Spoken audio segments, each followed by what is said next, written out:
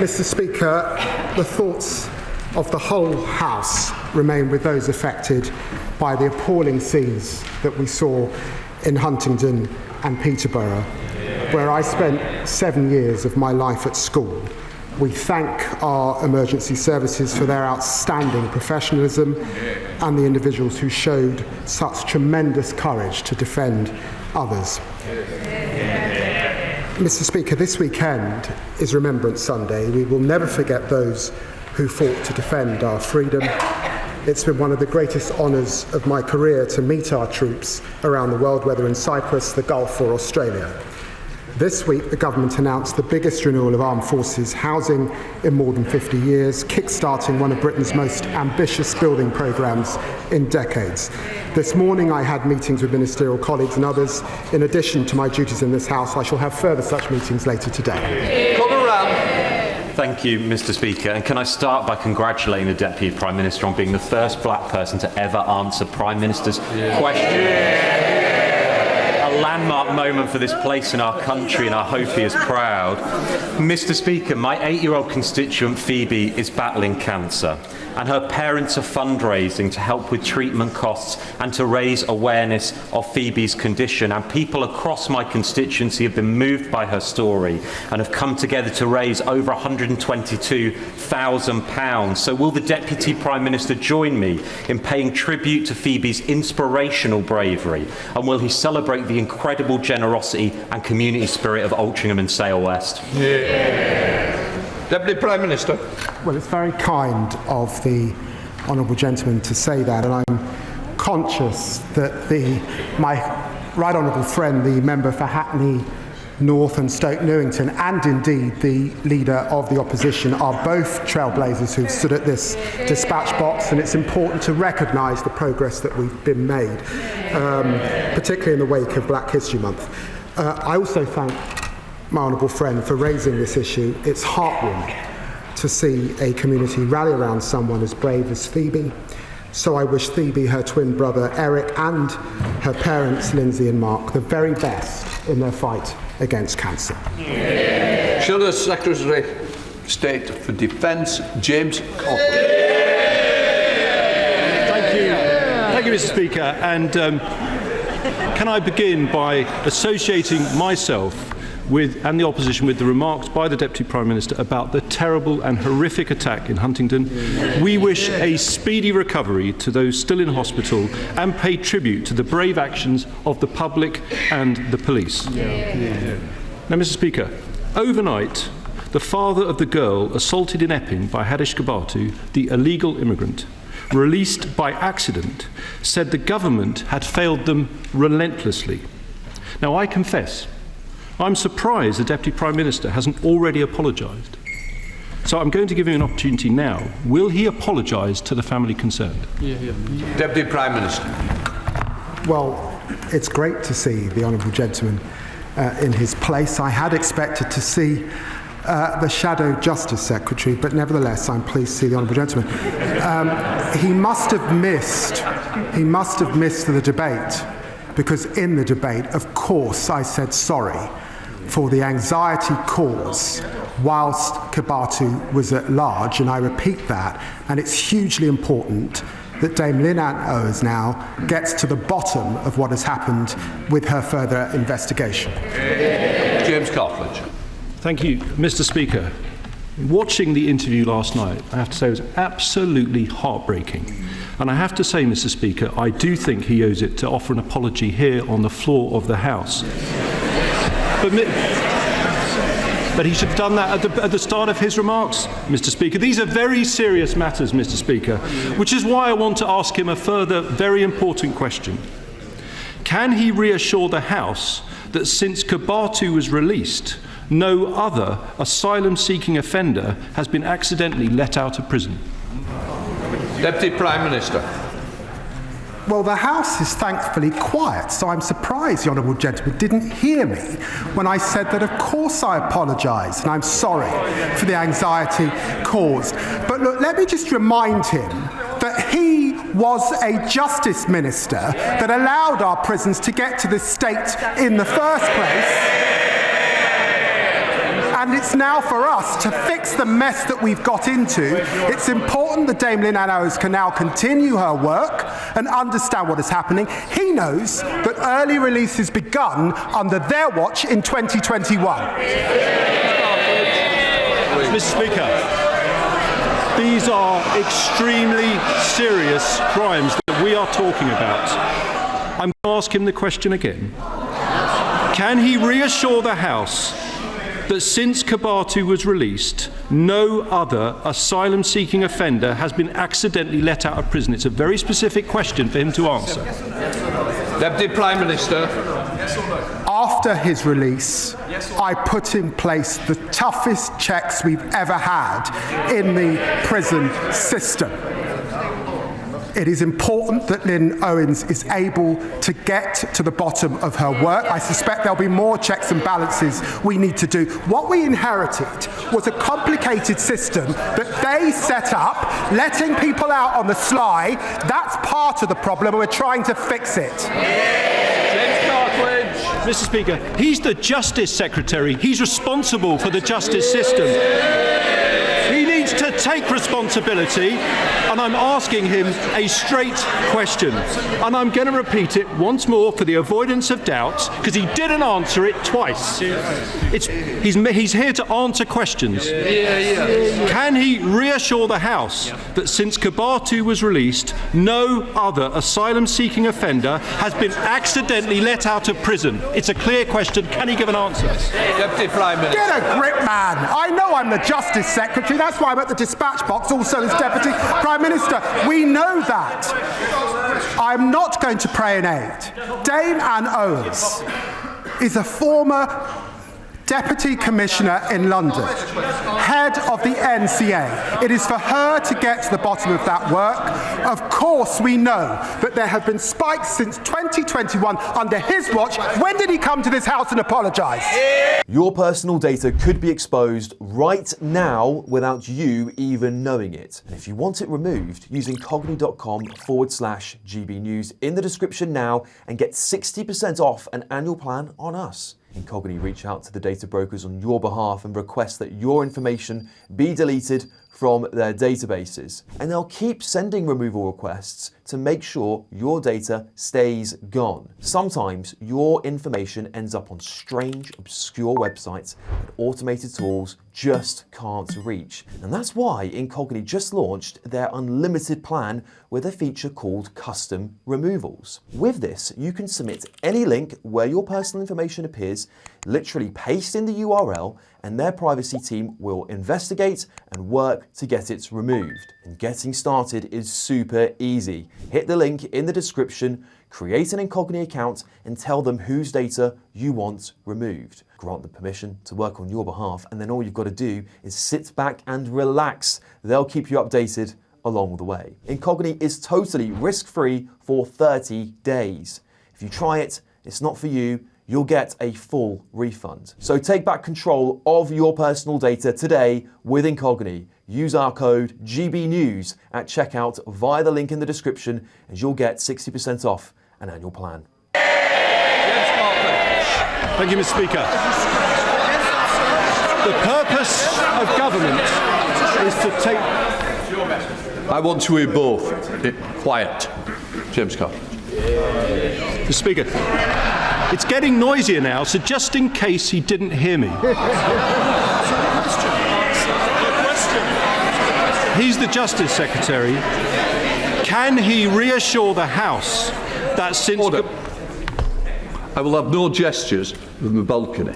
Let me reassure you, don't gesture to me. It's not a wise decision. This is important. Prime Minister's questions, all our constituents are listening. People in Epping and right across the country want to know the answer, Mr. Speaker.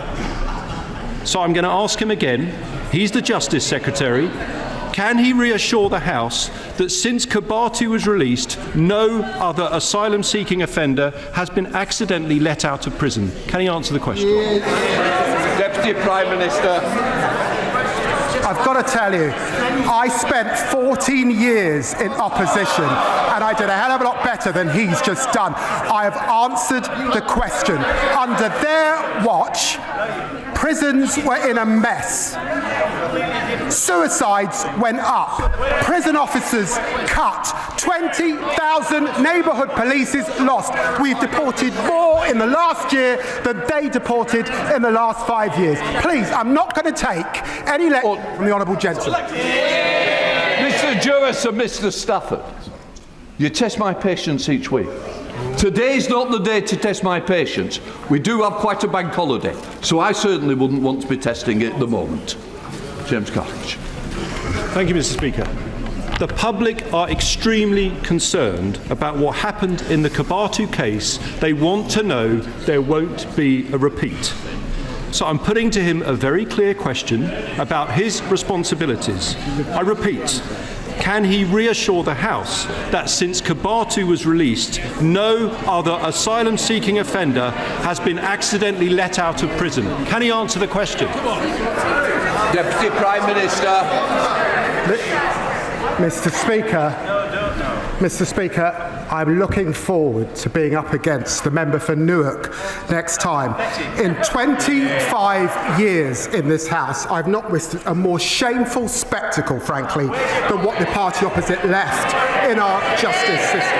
Their criminal negligence on his watch as a former Justice Minister. They left our prisons on the brink of collapse entirely, threatening to allow offenders to run wild on our streets. He knows that. Rape victims waiting years for their day in court. He knows that.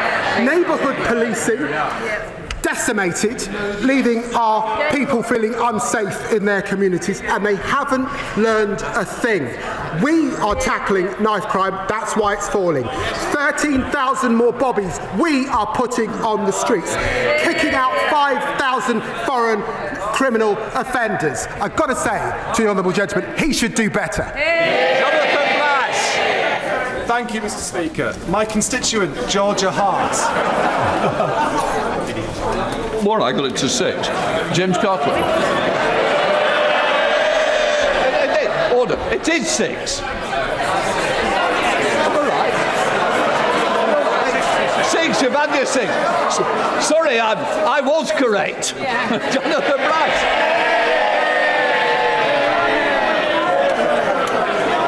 Mr. Speaker. Order. Jonathan Brash.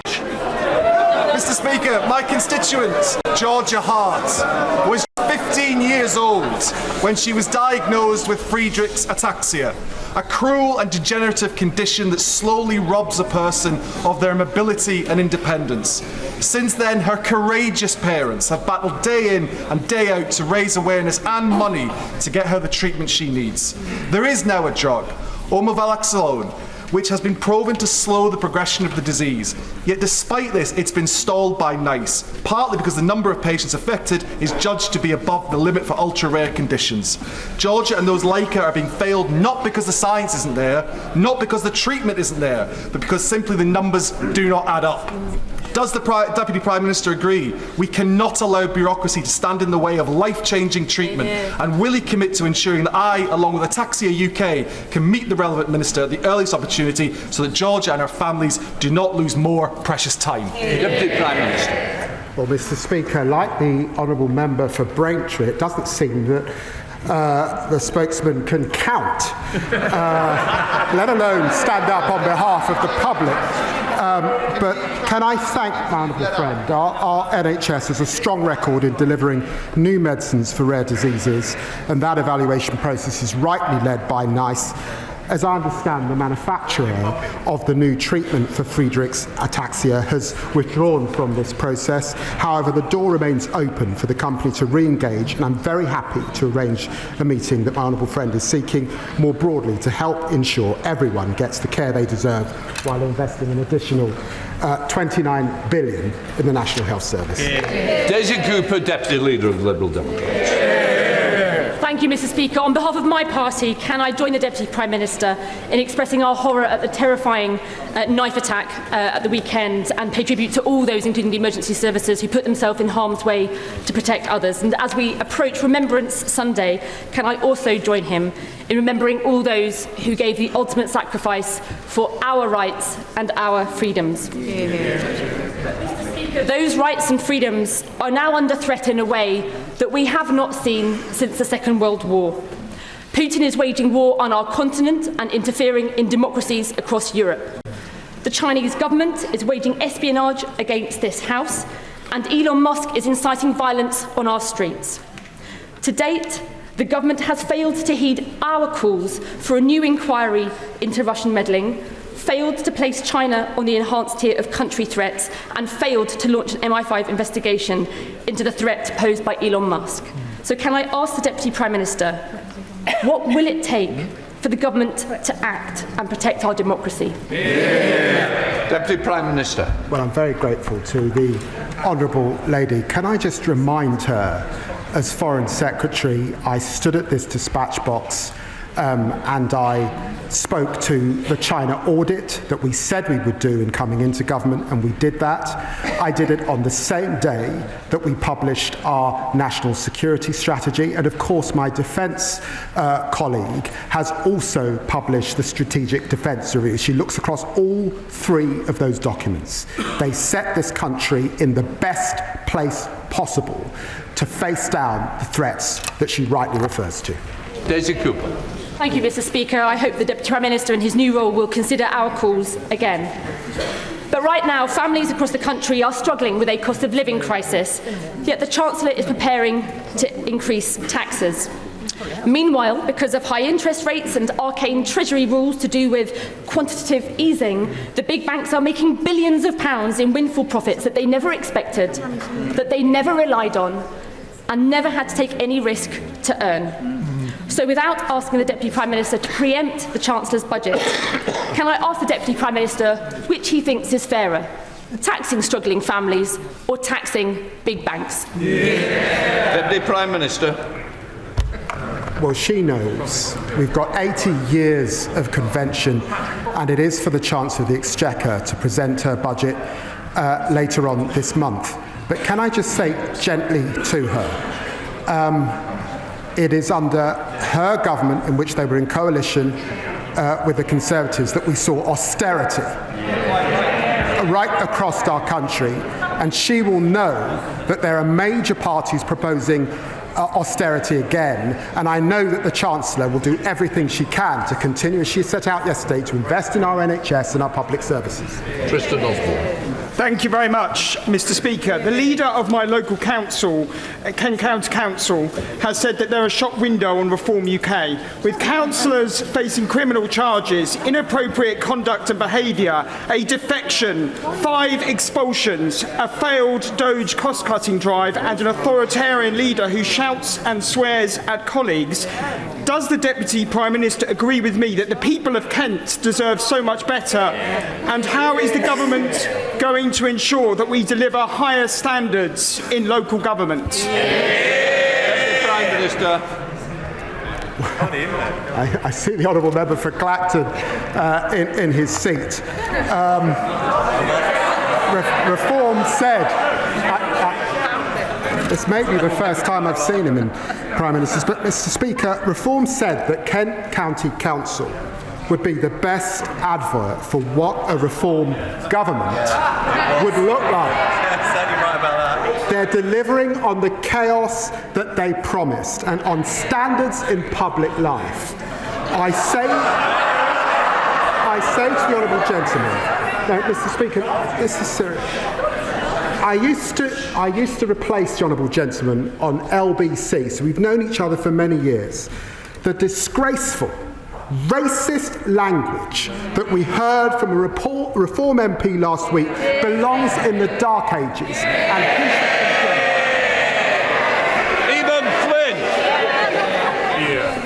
It feels like it comes around quicker every year, Mr. Speaker, because the 22nd to the 28th of November marks BBC Scam Awareness Week, and by sheer coincidence, the Chancellor has chosen that week of all weeks to deliver her budget. So given her previous broken promises on energy bills, on inflation and to businesses, can he confirm to the public that if they see something suspicious on tax at the budget, they should report it?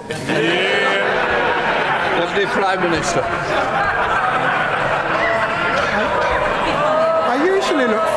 to the bombast that the honourable gentleman brings to the chamber, but as usual, the SNP will say anything to distract from their appalling record.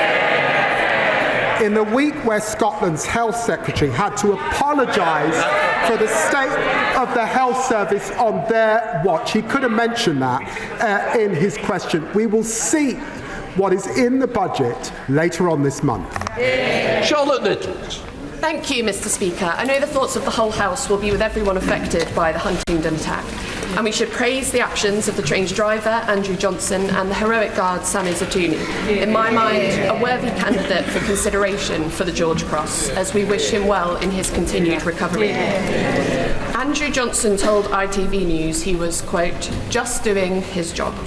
Will the Deputy Prime Minister take this opportunity from the dispatch box to recognise the importance of our railway crews, drivers and station staff and the vital role they play in keeping us all safe, from averting suicides on the rail network to dealing with antisocial behaviour and emergencies like we've seen this week? Deputy Prime Minister. Well, I'm very grateful to my honourable friend. The actions of the driver, Andrew Johnson, and the trained staff member, Sami Zatuni, were nothing less than heroic. And I'm sure that the whole House would agree that some form of recognition is absolutely deserved.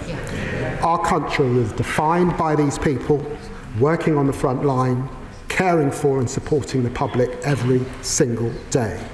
I'm proud to be part of a government that's fighting for them, increasing their pay, tackling the cost of living crisis and fixing the public services that we rely on. Bob Blackman. Thank you, Mr. Speaker. And on Sunday and on Tuesday, we will honour those that made the ultimate sacrifice from not only this country, but across the Commonwealth. Which is why I wear not only the poppy, but the marigold to honour the Commonwealth troops that gave their lives. But next Sunday, the week on Sunday, will be the parade at the Cenotaph by the Association of Jewish Ex-Servicemen and Women, where Jewish people will come together. Veterans, men, women and children will parade with the medals that their forefathers won during World War II and the Great War and other conflicts. So it will be particularly apposite to this year, with anti-Semitism on the rise, that a senior cabinet minister comes to that parade and lays a wreath on behalf of this House and the whole country to remember the Jewish people that gave their lives for this country so we could all be free. Deputy Prime Minister. I'm very grateful to the honourable member for his question. I bought a new suit this morning because my godmother said she would be watching. But his question brings to mind the West Indies Regiment and their contribution in 2 world wars. And I'm very grateful to the Honourable Member for Sunderland South for ensuring that despite wearing a new suit, I've managed to put my poppy on. We wear the poppy to remember all those who fought and died for this country. They represented every walk of life, every race and every religion. My ministerial colleague, the Noble Lord Coker, will be proud to lay a wreath at the annual Remembrance event at the Cenotaph to mark our enduring gratitude to generations of Jewish service personnel and veterans. And I'd like to thank Ajax for organising the event and for all they do throughout the year to keep alive the memory of Jewish people, many of whom are in my constituency, their descendants in my constituency in Stamford Hill, who gave their lives for this country. Joseph. Mr. Speaker, I'm regularly contacted by leaseholders and residential freeholders from across Ashford, Hawkinge and villages who raise concerns about rising property management fees, poor service and lack of transparency over what they are being charged for. As they already pay council tax, it is wrong they pay extra for maintenance of roads and green areas on their estates.